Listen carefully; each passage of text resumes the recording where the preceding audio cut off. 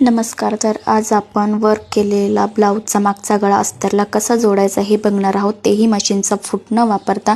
तर पहिले आपल्याला ब्लाऊज कटिंग करताना गळा कट न करता तो तसंच ठेवायचा आहे बंद आणि नॉच लावायचा आहे मध्यभागी.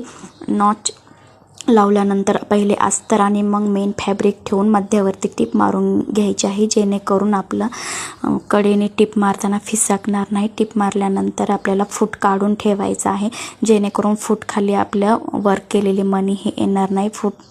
फूट काढल्यानंतर आपल्याला जी चेन स्टिच आपल्याला पाठीमागनं दिसते तिथे हळूपणे आपल्याला टेप घालायची आहे आणि ब्लाऊज हा पुढे ओढायचा आहे, खेचायचा आहे, जेणेकरून फूट नसल्यामुळे तो ब्लाऊज पुढे खेचत नाही, तो आपल्याला हातानेच खेचायचा आहे.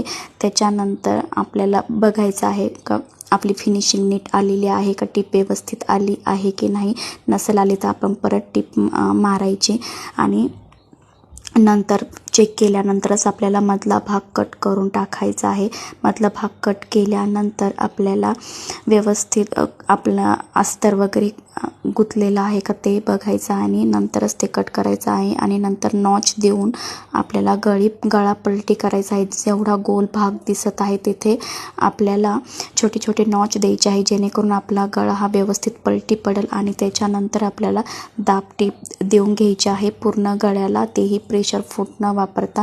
दाब टीप दिल्यानंतर आपला गळा इझिली पलटी होतो आणि जेणेकरून आपण प्रेशर फूट नसल्यामुळे आपल्याला निडलने टिप मारता येते.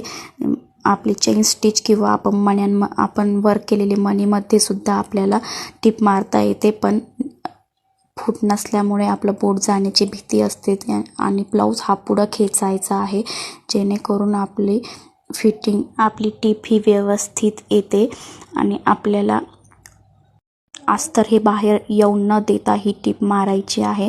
तर तुम्ही बघू शकता एवढी छान फिनिशिंग आलेली आहे मशीनचा फूट न वापरता. तर तुम्ही बघू शकता कुठे एक्स्ट्राचा कपडाही दिसत नाही आहे.